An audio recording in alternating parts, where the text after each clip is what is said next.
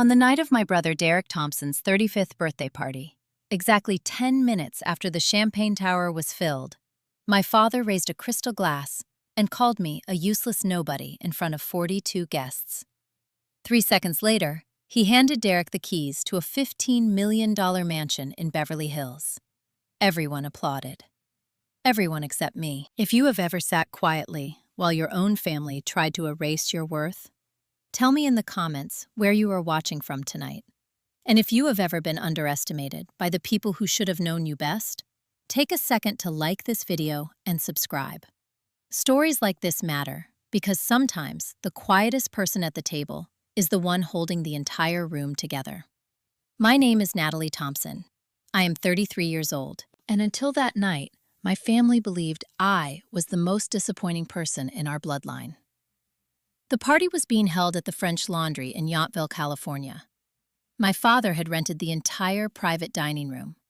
The crystal chandeliers cast a soft golden glow across the long mahogany table, while servers moved quietly between guests, pouring $1,200 bottles of Bordeaux. Everything about the evening screamed wealth. Except me.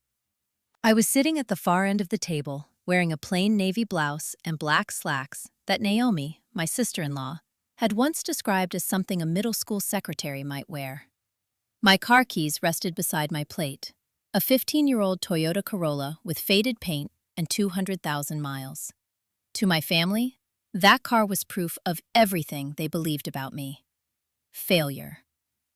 Derek leaned back in his chair, swirling his wine glass. "Honestly, Natalie," he said loudly enough for the entire table to hear, "did you really park that thing right in front of the restaurant?" Naomi laughed. The valet actually looked embarrassed when he saw it. I lifted my glass of sparkling water. "It still drives perfectly fine." Derek smirked. "That is the problem. You have no ambition. 33 years old and still doing administrative paperwork for someone else." Across the table, my mother Susan sighed dramatically. "Let us not talk about Natalie's career tonight. It is depressing. We are here to celebrate Derek." My father, Richard Thompson, nodded in agreement. At 65, he still carried himself like a king.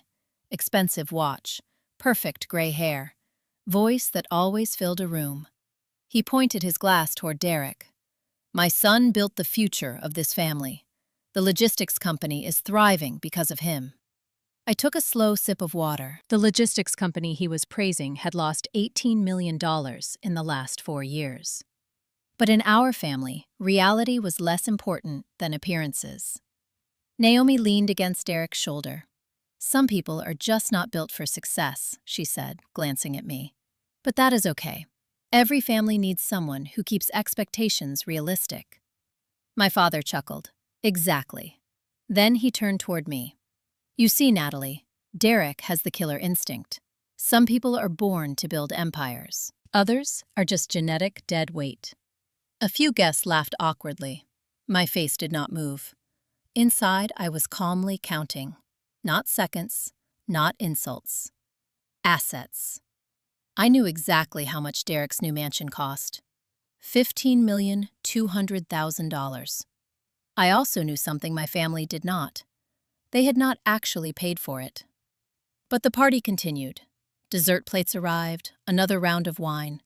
Then my father stood and tapped his knife against a glass. "I want to propose a toast," he said proudly. Everyone fell silent. Derek looked smug. "Tonight we celebrate my son," Richard continued. "A man who understands the brutal reality of American business." He picked up a polished mahogany box. "And inside this box is the key to your future." The room leaned forward. Derek opened it. Inside sat a silver key and a stack of documents. Naomi gasped first. "Oh my God!" Richard raised his glass. "Happy birthday, son. You are now the owner of a $15 million estate in Beverly Hills." The room exploded with applause. Naomi nearly screamed. "We finally have our dream house." Derek looked stunned. "Dad, this is incredible." My mother wiped tears from her eyes. "You deserve it." Naomi lifted the key into the chandelier light. 6 bedrooms, infinity pool, private wine cellar. The girls at the country club are going to lose their minds. Then she looked at me and smiled. You know, Natalie, we are going to need a housekeeper for a place that size. Derek laughed loudly. That is perfect. He looked directly at me. What do you think, little sister? Minimum wage plus tips? You can clean the pool and polish the floors. The entire table laughed again. I placed my glass down carefully. That is very generous, I said calmly. But I think I will pass. My father slammed his hand on the table. Ungrateful! He pointed directly at me. You hear the arrogance in her voice. You are 33 with nothing to show for your life. Your brother owns a $15 million estate, and you drive a rust bucket. You are an embarrassment to this family. The silence that followed felt heavy, but inside my mind, something almost amusing was unfolding. Because the Beverly Hills property he just gifted Derek, I knew that house very well. Oak Pass Road, floor-to-ceiling glass walls, modern architecture, infinity pool overlooking Los Angeles. I knew every detail. Because 6 months earlier, Vanguard Apex had purchased that entire property portfolio. And the chief executive officer of Vanguard Apex was sitting quietly at the end of the table. Me. But my father was still speaking. This house proves the strength of this family legacy, Richard declared proudly. Naomi nodded. Real wealth recognizes real people. Then she looked at my shoes. Cheap ones. Maybe you should start learning from your brother before it is too late. I cut a piece of asparagus slowly. You might be right. My father raised his glass again. To Derek, the future of the Thompson Empire. Everyone drank. Except me. Because I knew something else they didn't. The mansion they were celebrating had been purchased with a bridge loan. A $14.5 million loan from Vanguard Apex at 18% interest. And the person who had personally approved that loan was me. The servers began clearing plates. The party was ending. Then the head waiter entered, holding a black leather bill folder. He approached my father. Richard waved him away. Give it to my wife. Susan accepted it gracefully, but instead of opening it, she slid the folder across the table, directly toward me. Go ahead, Natalie, she said sweetly. Open it. I did. The bill was 3 pages long. Wine, caviar, private room rental.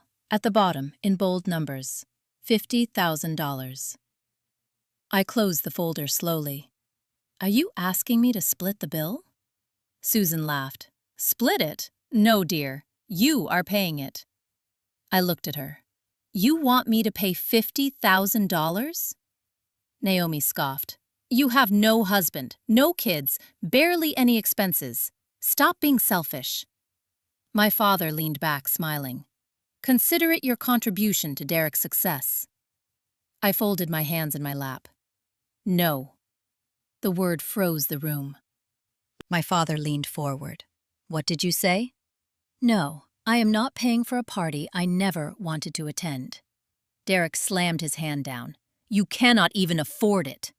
Naomi laughed. If she handed them a debit card, the machine would catch fire from declining so hard. They were enjoying this. But then something interesting happened. The head waiter returned. His face looked tense. Sir, there appears to be an issue with the payment method. Derek frowned. What issue? Your card has been declined. The room froze. Naomi laughed nervously. That is impossible. It is a Centurion card. Try again. We did. It is restricted. Derek pulled out his phone, opened his banking app. His face went pale. All my accounts are frozen. Naomi grabbed the phone. This has to be a glitch. My father scoffed. Give me the bill. He placed his platinum card on the tray. Run this. 2 minutes later, the waiter returned again. Sir, your card was also declined. The room went silent. Richard opened his phone. Access denied. Account suspended. Naomi whispered, What does that mean? And that was the moment I finally placed my glass on the table and looked directly at my father. because the trap I had been setting for 5 years had just quietly snapped shut, and none of them realized yet who had pulled the trigger. Exactly 4 minutes after both credit cards were declined, my father called his private banker and demanded the accounts be unlocked. 3 minutes after that phone call began, the banker said my name. The entire table went silent.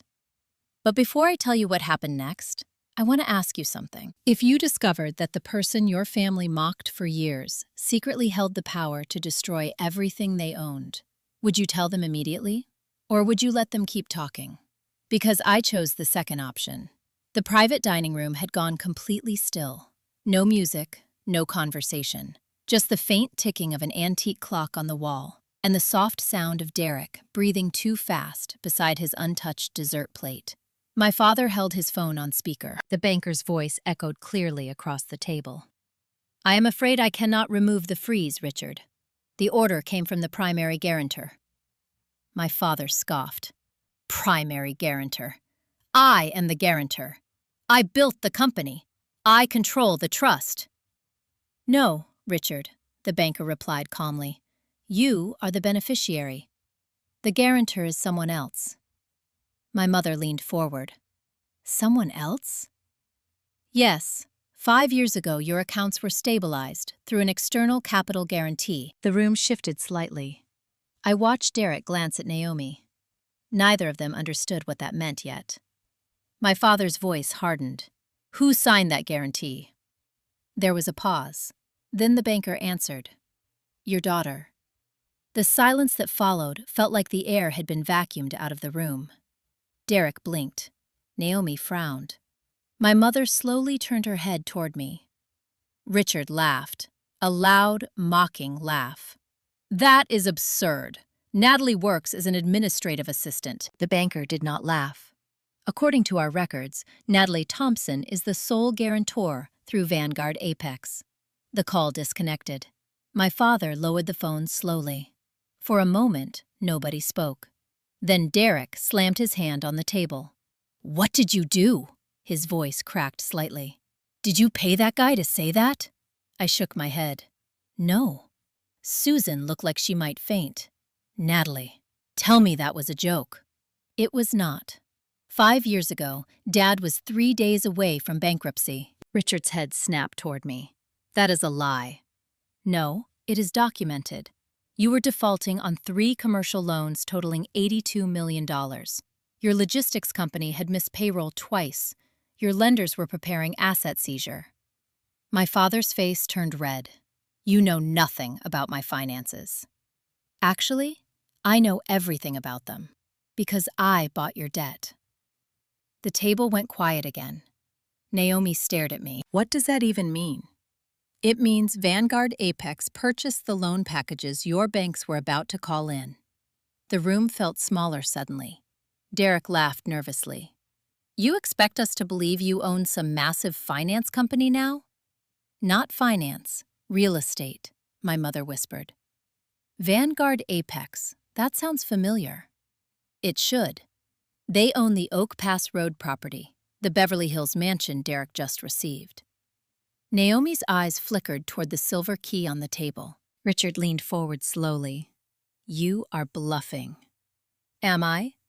I slid my phone across the table. The screen displayed a document. Oak Pass Road Acquisition Contract. Vanguard Apex Holdings. Owner signature. Natalie Thompson. Derek pushed the phone away. "Fake." Naomi leaned closer, though.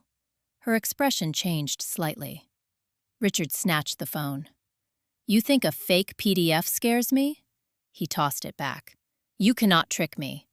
That house was secured this morning." "Yes, with a bridge loan." Derek frowned. "A what?" "A $14.5 million bridge loan, at 18% interest." My father's jaw tightened. "That is standard, for desperate borrowers." Susan looked at him sharply. "Desperate?" I continued calmly. "You paid a $500,000 deposit this morning. The rest is financed. The first payment is due tomorrow at 8 a.m. Naomi's voice dropped. "How much?" $100,000. Derek choked slightly. Monthly? No. Initial payment. The silence thickened. Richard pointed at me. You cannot enforce that. I already did. Vanguard Apex is the lender. The room seemed to tilt. My mother whispered, Richard, is that true? My father did not answer. Instead, he grabbed the silver key from the table and held it up. You are lying. I have the deed. That is not a deed. It is a temporary possession key. Naomi stepped back. Richard, tell me she is wrong.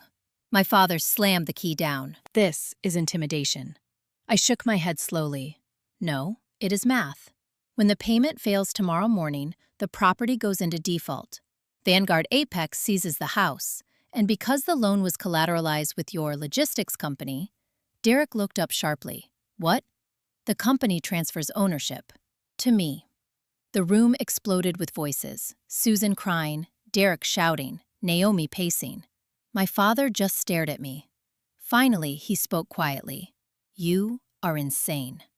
Maybe, or maybe you just never bothered to look at the contracts you signed. Naomi suddenly stopped pacing. Wait. She turned to Richard. You used the company as collateral? Richard hesitated. Just temporarily. Naomi's voice rose. For a bridge loan? It was strategic leverage. No, that is financial suicide. I leaned back in my chair. Exactly. Derek ran his hands through his hair. This cannot be real. Richard suddenly stood. Enough.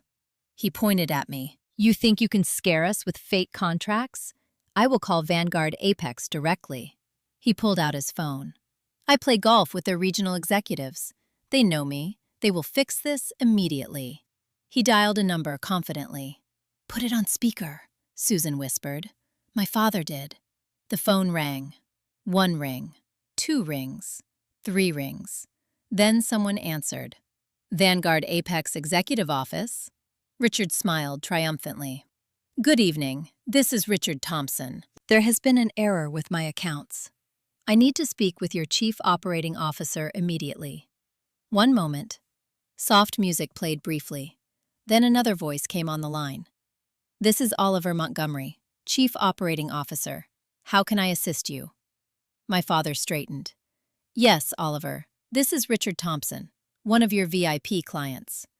There has been a misunderstanding with a loan contract. I am currently sitting with my family and a delusional woman claiming to represent your company.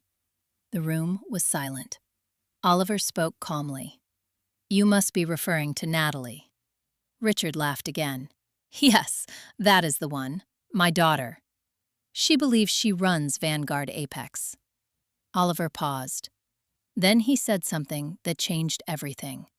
She does. The room froze. Oliver continued. Natalie Thompson is the founder and chief executive officer of Vanguard Apex. She is also the individual who authorized the freeze on your financial accounts tonight. My father did not breathe. Neither did anyone else. Derek slowly turned his head toward me. Oliver kept speaking.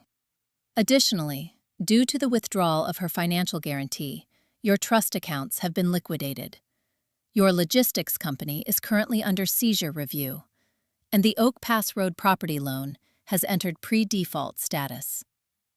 The next 30 seconds stretched like an hour. Then Oliver added one final sentence. Good evening, Natalie. Would you like us to proceed with liquidation? Everyone at the table turned toward me, and for the first time that night, I smiled. At exactly 9 o'clock that night, my brother Derek was still insisting I was lying, even after the chief operating officer of Vanguard Apex had just called me boss. The denial stage lasted about 30 seconds. Then the panic started. If you were sitting at that table, watching your entire family empire collapse in real time, what would you do first? Would you apologize? Would you run? Or would you pretend nothing was happening and hope reality corrected itself? Because that is exactly what my father tried. Oliver's voice still echoed faintly in everyone's memory. Good evening, Natalie. Would you like us to proceed with liquidation? I had not answered yet.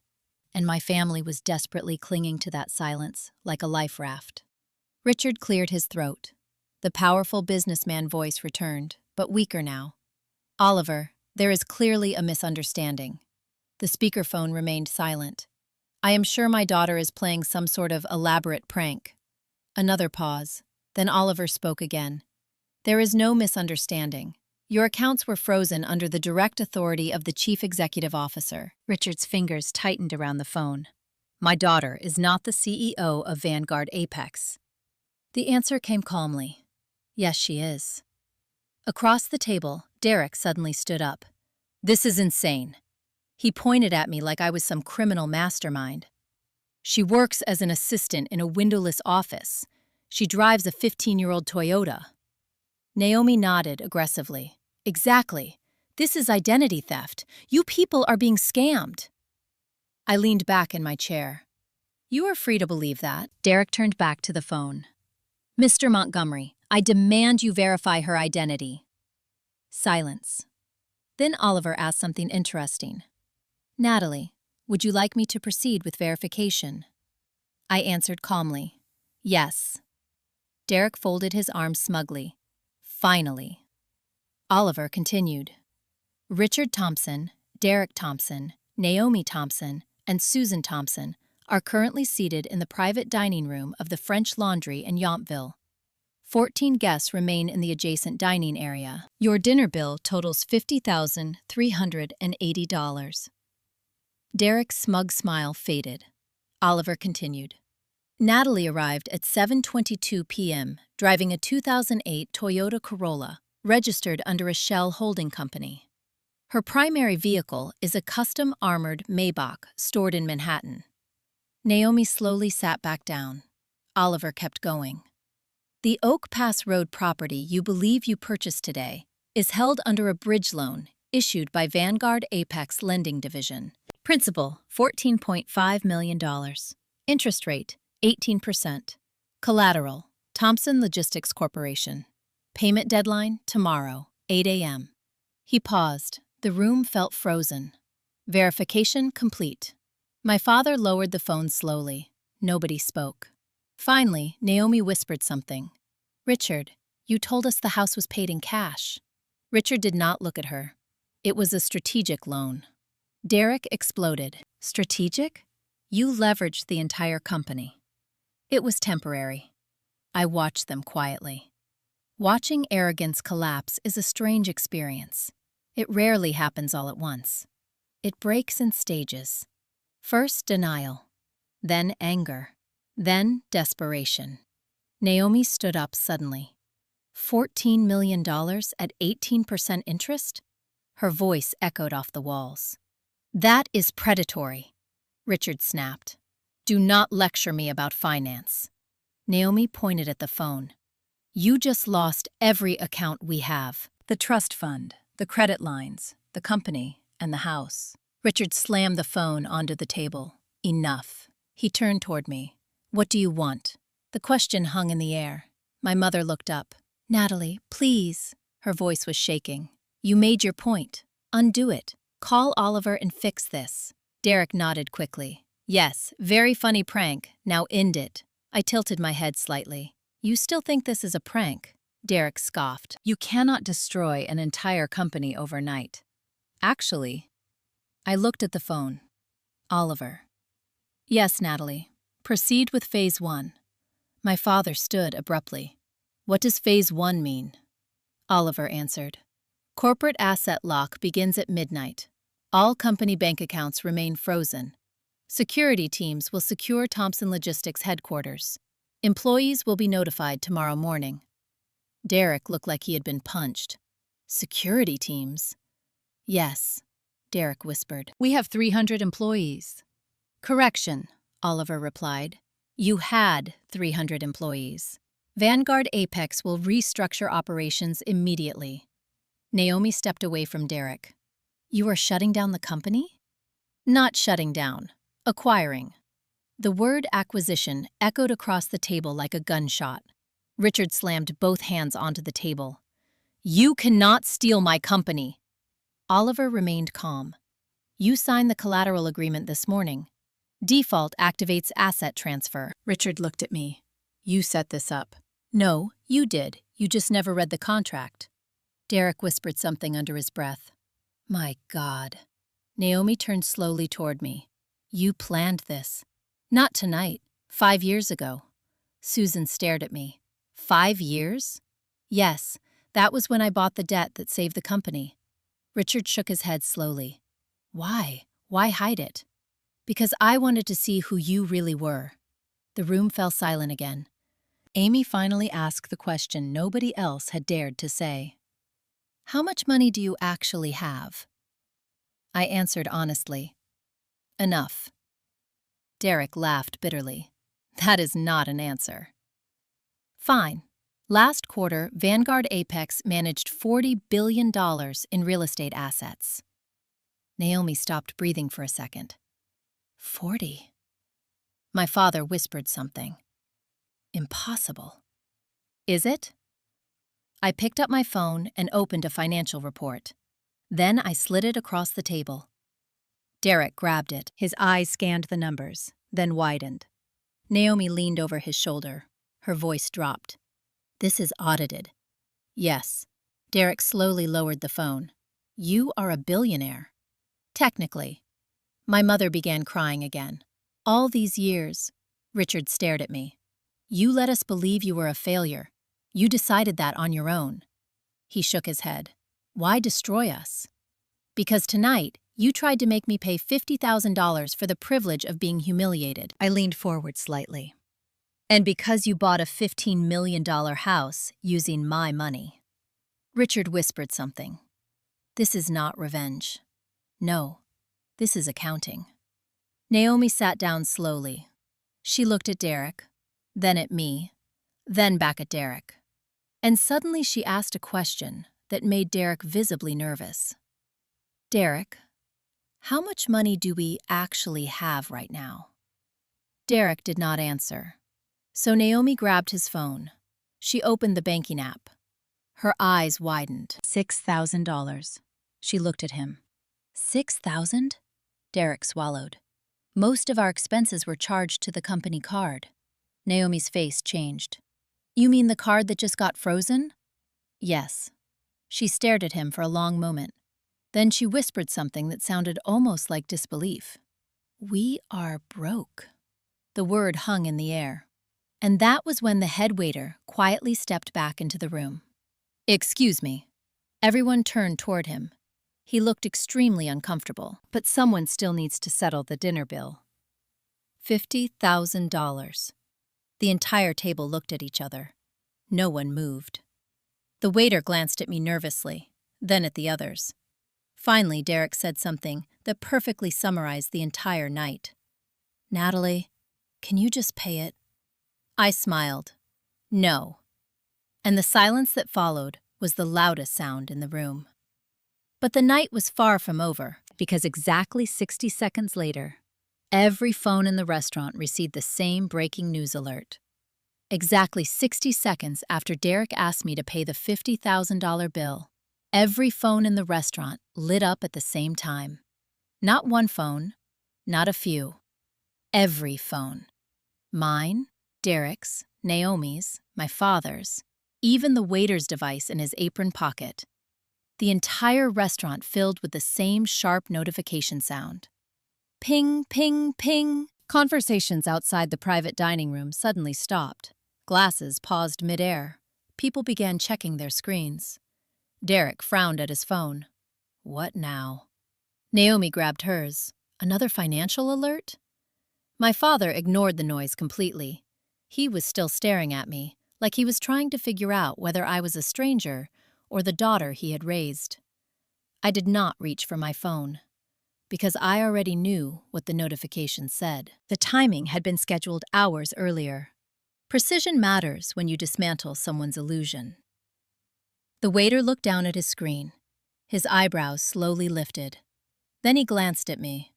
His expression changed immediately. Something between shock and sudden respect. Derek noticed.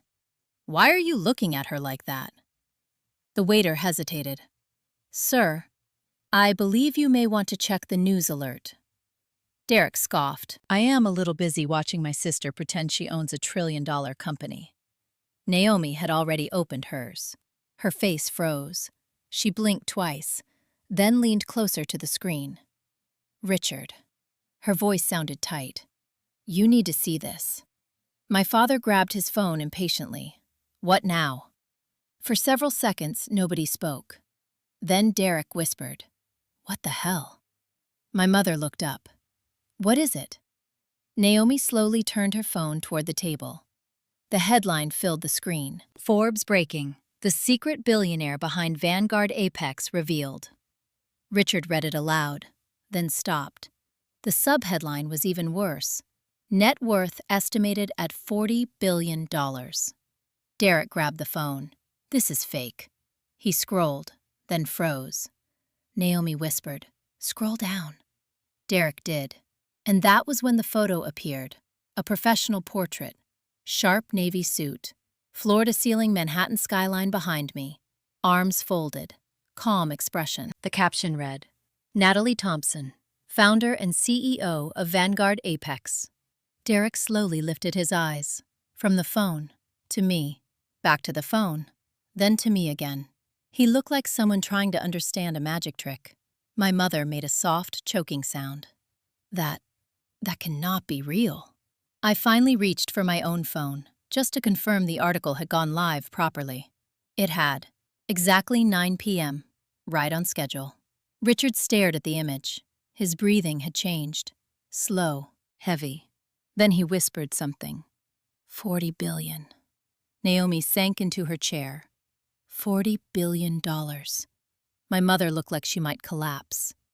You are on the cover of Forbes. Yes, Derek whispered. This has to be a coincidence. Maybe someone with the same name. Naomi shook her head slowly. Look at the photo, Derek. That is her. The silence in the room became almost physical. My father looked 10 years older in that moment. All the confidence, all the arrogance, gone. Richard finally asked the question. How long? 5 years. 5 years you built this empire while pretending to be broke? Yes. Susan looked up through her tears. Why would you do that to us? Because I wanted to know something. What? How people treat you when they believe you have nothing. Derek laughed weakly. So this was a test? No. This was reality. Naomi kept staring at the article. The text scrolled beneath the photo. She read quietly. Anonymous real estate acquisitions across 23 states.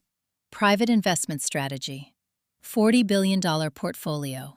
Youngest female self-made billionaire in America. Her voice faded. Then she whispered something barely audible. You are richer than every person I know combined. Probably. My father leaned back slowly. You could have helped the company. I did. For 5 years. Susan looked confused. What do you mean? Every time your business lost money, I quietly replaced it. Derek frowned. How? Blind trust transfers, capital injections, asset refinancing.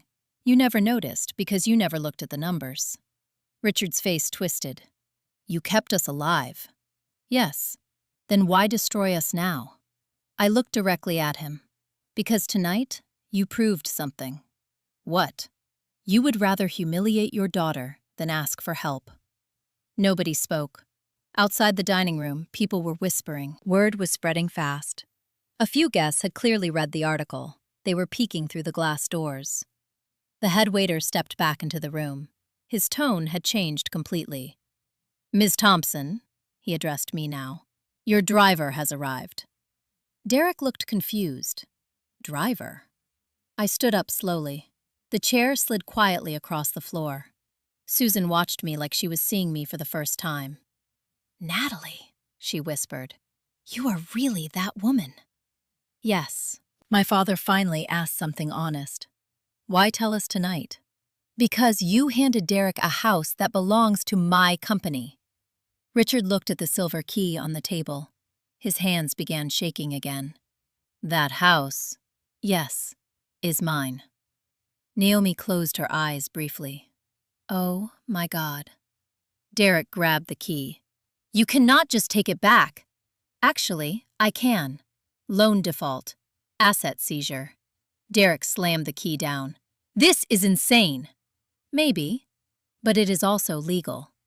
Richard stared at the table. 40 years, he whispered. I spent 40 years building that company. I tilted my head slightly. You spent 40 years pretending it was profitable. The difference matters. My mother began crying again. What happens to us now? I answered honestly. Tomorrow the company transfers ownership. The house returns to Vanguard Apex. The trust accounts remain frozen. And the federal investigation begins. Richard looked up sharply. Investigation? Yes. Naomi frowned. What investigation? I looked at Gregory, the senior attorney who had just quietly stepped into the doorway. Right on cue. Gregory walked forward, carrying a black briefcase. His voice was calm. Good evening, Ms. Thompson. The paperwork is ready. Richard stared at him. What paperwork? Gregory opened the briefcase slowly. Stacks of documents appeared. Asset seizure, corporate takeover.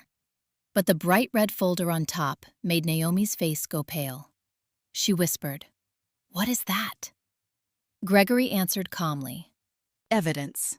Evidence of 5 counts of federal wire fraud. Richard stopped breathing, and the room suddenly felt much colder. Because for the first time that night, my father realized this was no longer about money. Exactly 12 minutes after the Forbes article went live, my father stopped arguing. Until that moment, he had still been clinging to one fragile belief, that this was just a financial fight. Money can be negotiated. Companies can be bought back. Loans can be restructured. But prison? Prison is different. The moment Gregory placed the red evidence folder on the table, something inside Richard Thompson finally cracked. If you were sitting there, watching your father realize he might spend the rest of his life in a federal cell, what would you feel? Relief? Fear? Justice? I felt something quieter. Clarity. Gregory opened the red folder slowly. Inside were copies of 5 documents. Each one carried the same signature. Mine. Except they were not mine. Richard leaned forward. His face had lost all color. What is that supposed to be? Gregory adjusted his glasses. Annual trust authorization forms. Susan frowned. Those are normal. Every trust has those. Correct, but these forms require the guarantor's signature, the guarantor being Natalie Thompson. Derek looked confused. Okay, and? Gregory slid the first page across the table. Richard's eyes scanned the paper. His hands started shaking. Naomi noticed immediately. Richard? He did not answer. So Gregory explained calmly. For the last 5 years, the trust fund backing your company required Natalie's authorization to remain active. Every year, the guarantor must sign renewal documents. Susan looked at me. Why didn't you sign them? Because I never received them. The room went quiet. Gregory tapped the signature line. Instead, someone forged her name. Susan gasped softly. No. Derek leaned forward. Wait. He looked at his father. Dad, you handled the trust paperwork. Richard's breathing had become shallow. Gregory turned another page. Forensic handwriting analysis confirms the signature matches the individual who signed Thompson Logistics tax filings. Derek whispered, Dad. My father slammed his fist on the table. That is ridiculous. Gregory remained calm. You forged Natalie's signature 5 times. Each document was transmitted electronically across state lines, which legally constitutes federal wire fraud. Amy stepped backward. 5 counts, correct. Each carrying a maximum 20-year sentence. The number hung in the air. 20 years. Susan began crying again. Richard, you said the trust paperwork was routine. It was. Gregory shook his head. Not when the guarantor is unaware. My father stood up abruptly. This is a setup. You are framing me. I finally spoke. No, you framed yourself. Richard pointed at me. You could have stopped it. You could have told me. I could have. Then why didn't you? Because I wanted to see how far you would go to maintain the illusion. Derek looked at me in disbelief. You watched this happen for 5 years? Yes. Naomi spoke quietly. You waited. Exactly. Gregory closed the red folder. The evidence package has already been submitted to federal authorities. Richard laughed suddenly, a sharp, broken sound. You would send your own father to prison? I looked at him calmly. You signed those documents, not me. Susan grabbed my arm. Natalie, please! Her voice was desperate. You made your point. Just withdraw the complaint. Tell them it was a misunderstanding. You have $40 billion. You do not need revenge. Revenge? I shook my head. This is not revenge. This is accountability. Derek suddenly stood up. You cannot do this. He pointed at me. You think you are some kind of moral hero? You destroyed our lives tonight. I looked at him. No, your father did. Naomi crossed her arms. But you planned it. Yes. Her eyes narrowed. Why tonight? Because tonight was the first time you all revealed exactly who you are. Susan cried harder. We were just joking. You called me genetic dead weight. Richard looked away. Naomi offered me a housekeeping job. Derek mocked my car. I paused, then added quietly, and you tried to make me pay $50,000 for the privilege. Nobody spoke. The silence lasted a long time. Then Derek asked something quietly. What happens next? Gregory answered. Asset transfer begins tomorrow morning. The company becomes a Vanguard Apex subsidiary. Richard whispered. And the criminal charges? Gregory closed the briefcase. That is up to federal prosecutors. Susan grabbed my hand again. Natalie, please, do not let them take your father. I gently removed her hand. The law will decide that. Naomi walked slowly around the table. She stopped beside Derek. Then she looked at him carefully. Derek, how much money do we personally have? Derek looked uncomfortable. Why does that matter right now? Answer me. He opened his banking app again. $6,000. Naomi stared. That is it? Most of our expenses were through the company. Company card, company housing, company everything. Naomi looked at the red folder, then at Derek, then at Richard. Her voice dropped. So when the company is seized, we lose everything. Yes. The realization spread across her face slowly, like ice forming. She looked at Derek again, then something inside her changed. Her tone became cold, very cold. You told me we were securing generational wealth. Derek swallowed. We were. Naomi laughed softly. No. We were living off stolen money. Derek grabbed her arm. Naomi, listen, she pulled away. Do not touch me. Susan looked confused. Naomi, dear. But Naomi was no longer listening. She stared at Derek like he was a stranger. Then she slowly removed the diamond ring from her finger. The room went silent. Derek whispered, Naomi, what are you doing? She placed the ring on the table, right beside the useless house key. I am not going down with this ship. Derek's face drained of color. What does that mean? It means I am filing for divorce tomorrow morning. Susan gasped. Naomi. Naomi picked up her purse. I married into wealth, not federal prison. Derek looked devastated. You cannot leave me like this. She leaned close to him. Watch me. Then she looked at me. You win, Natalie. She walked toward the door, but just before leaving, she said something quietly. You know what the funniest part is? Nobody answered. Naomi smiled bitterly. The richest woman in this room is also the one who came here alone. Then she opened the door and walked out.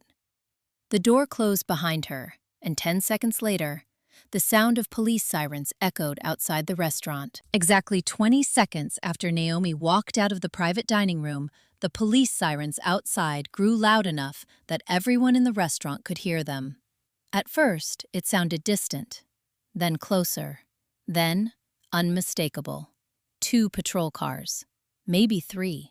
The flashing red and blue lights began reflecting against the tall restaurant windows like silent lightning. Inside the room, nobody spoke. My mother's crying had stopped, not because she had calmed down, but because fear had finally replaced emotion. If you have ever watched someone realize that consequences are real and no longer avoidable, you know the exact expression she had. Derek was the first to react. "That is not for us." His voice sounded forced. "It has to be something else. Maybe a traffic stop." Maybe. But nobody believed it. Gregory, my attorney, calmly closed his briefcase. "Right on time." Richard's head snapped toward him. "Right on time?" Gregory nodded. "The Financial Crimes Unit was notified earlier this evening." My father took a step backward. "You called the police?" I corrected him. "No, I filed a report. The police decide what to do after that." Susan grabbed my arm again. "Natalie, please." Her voice was shaking violently. "You cannot send your own father to jail. You do not understand how this works." "I do. That is exactly why they are here." Derek suddenly exploded. "This is insane!" He pointed at Gregory. "You cannot arrest someone over paperwork." Gregory remained calm. Federal wire fraud is not paperwork. It is a felony. My father tried one more time to recover his authority. He straightened his jacket. "When the officers walk through that door, I will explain the misunderstanding. They will listen. People like me do not get arrested at birthday dinners." That statement might have worked in the world he imagined he lived in, but not in the real one. Because the moment he finished speaking, the door opened. 3 uniformed police officers stepped into the room. Behind them stood the restaurant manager, looking pale and uncomfortable. The lead officer glanced at Gregory. "You the reporting party?" Gregory handed him a document. "Yes, officer. The warrant request and supporting evidence." The officer skimmed the first page. Then he looked directly at my father. "Richard Thompson." My father lifted his chin. "Yes, you are under investigation for multiple counts of federal wire fraud and identity theft." Richard laughed. "Investigation. Exactly. Investigation means you ask questions, not show up with handcuffs." The officer did not smile. "Please stand up and place your hands behind your back."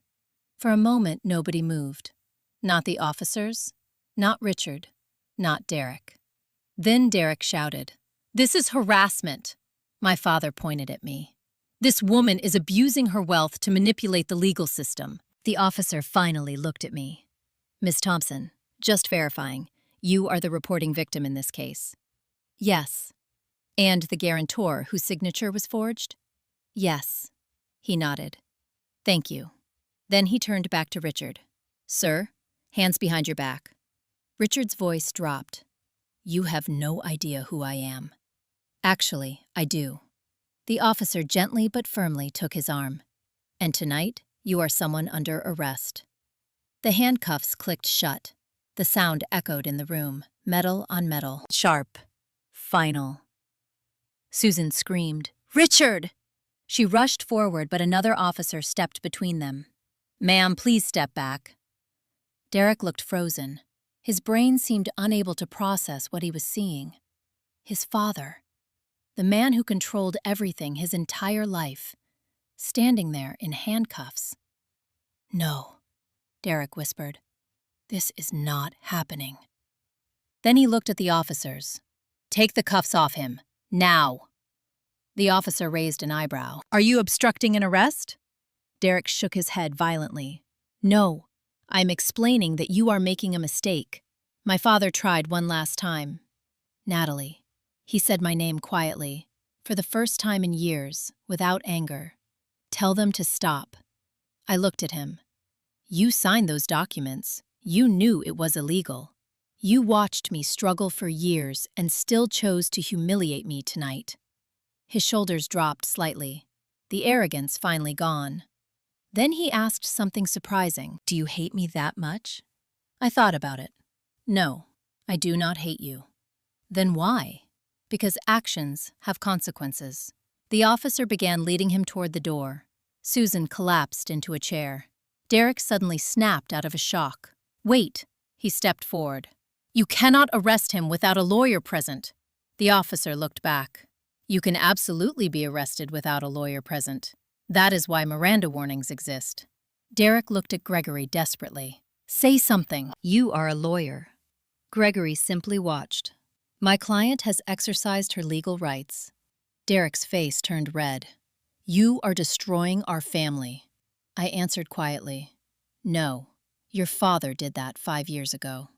The officers guided Richard out of the room, through the main dining area, past every table in the restaurant. The same guests who had just received the Forbes notification about my wealth were now watching my father leave in handcuffs. It was the kind of humiliation my father had always feared more than anything. Public. Permanent. Derek stood frozen. Susan sobbed quietly. Outside, the sirens faded.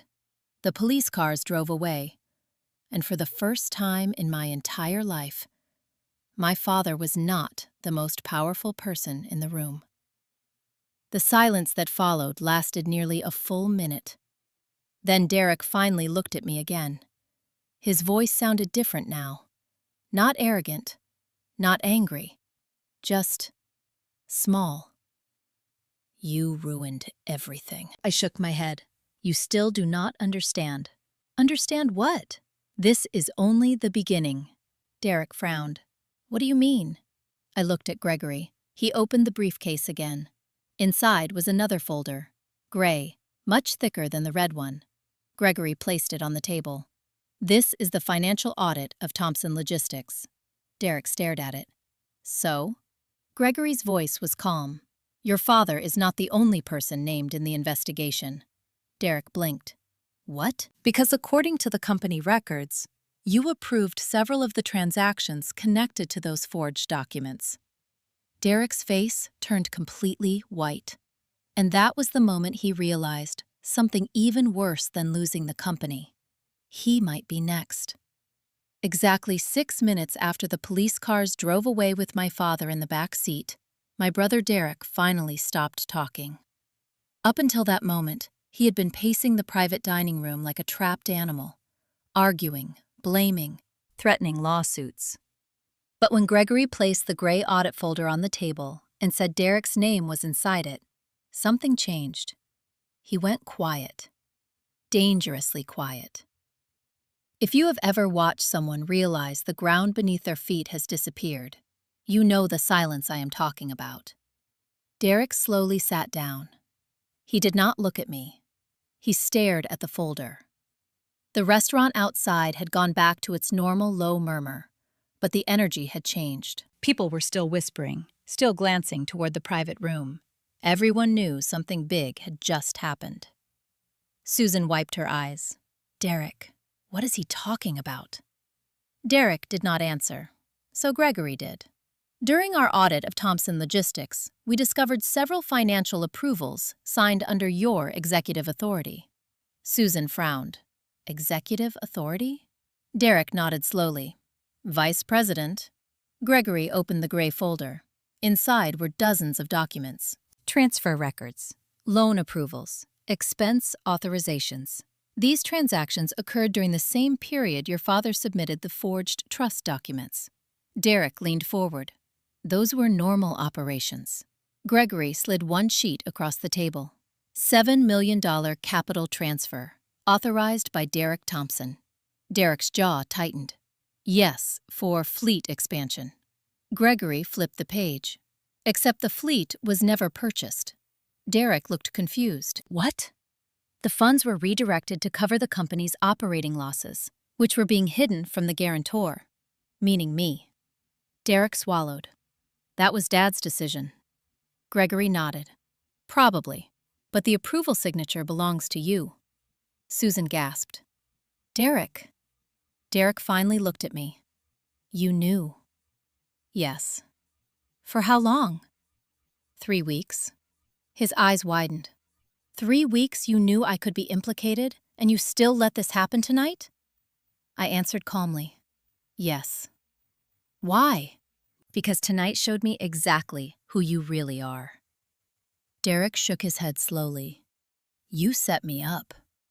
No, you signed the papers. Naomi's chair still sat empty beside him. The diamond ring she left behind glittered under the chandelier light. Derek noticed it. He picked it up, rolled it between his fingers. She left. Yes, he laughed softly. Divorce, probably. He looked at the ring again. You know what the funny part is? Nobody answered. Derek placed the ring back on the table. 5 minutes ago, I thought I owned a $15 million house. Now, I do not even have a wife. Susan began crying again. Derek, your father will fix this. He always fixes everything. Derek shook his head slowly. No, Mom, he will not. For the first time, Derek looked directly at me without arrogance, just confusion. Why did you hate us so much? I sighed quietly. You still do not understand. Understand what? I did not hate you.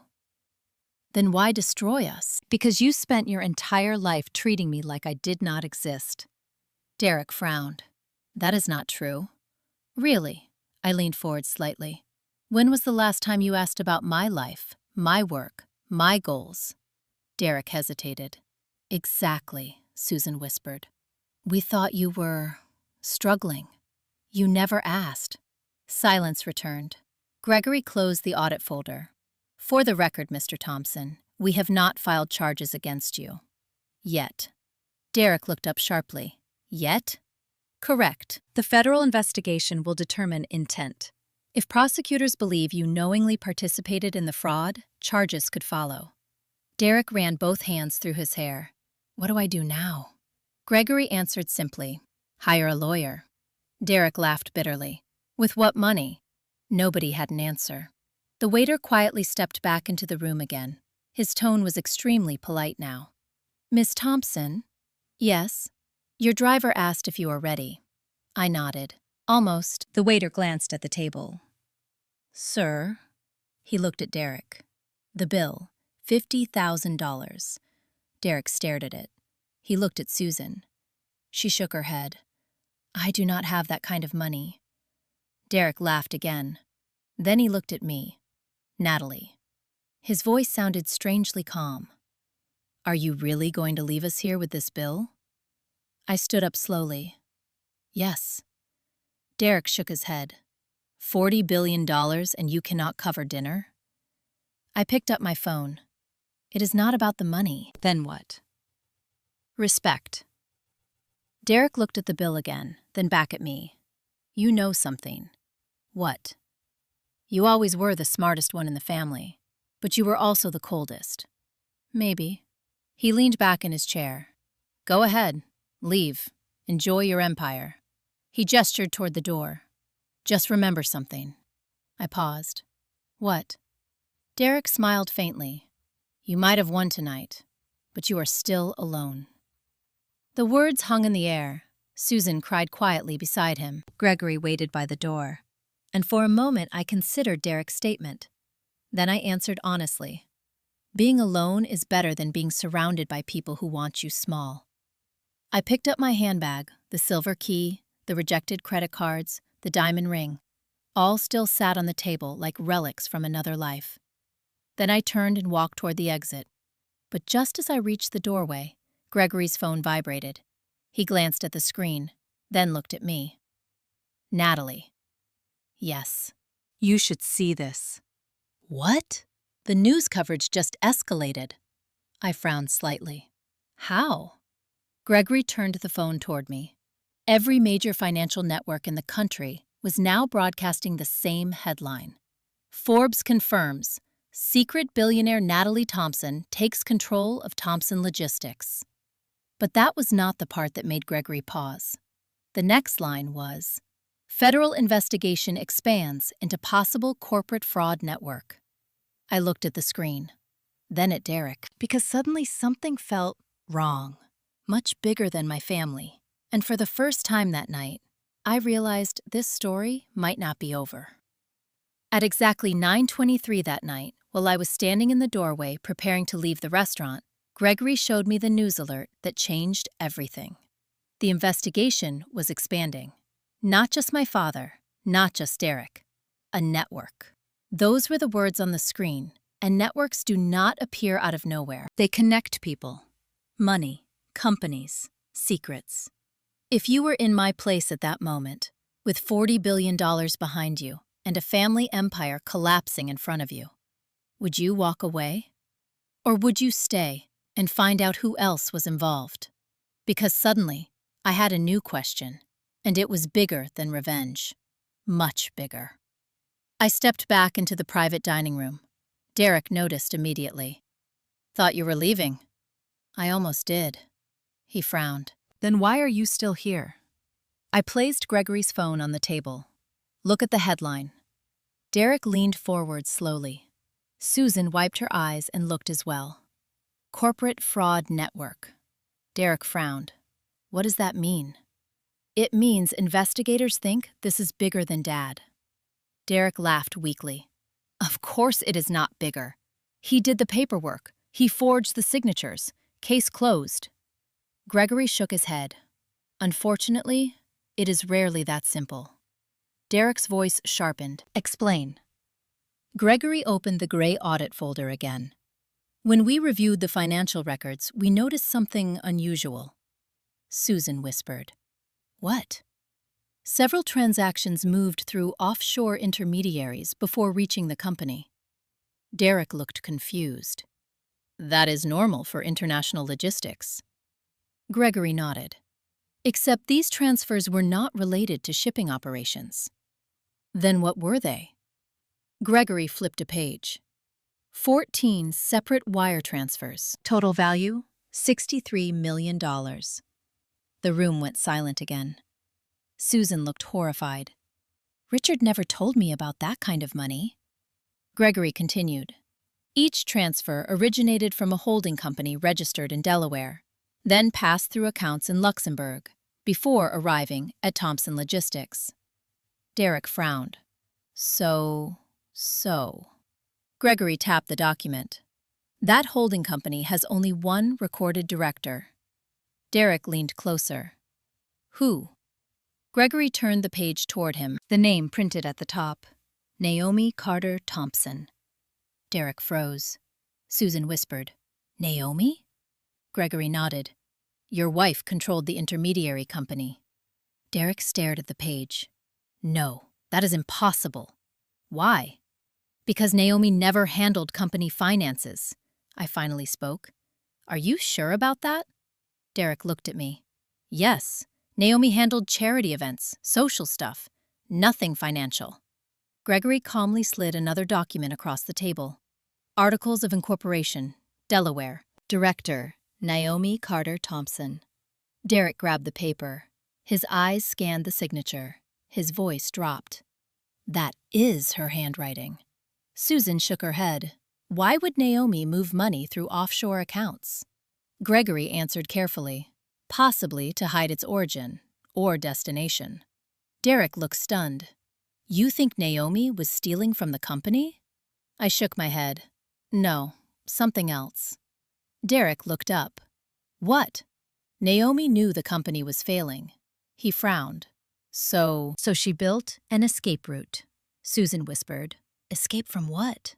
"From us." Derek leaned back. "You think she planned this?" Gregory replied.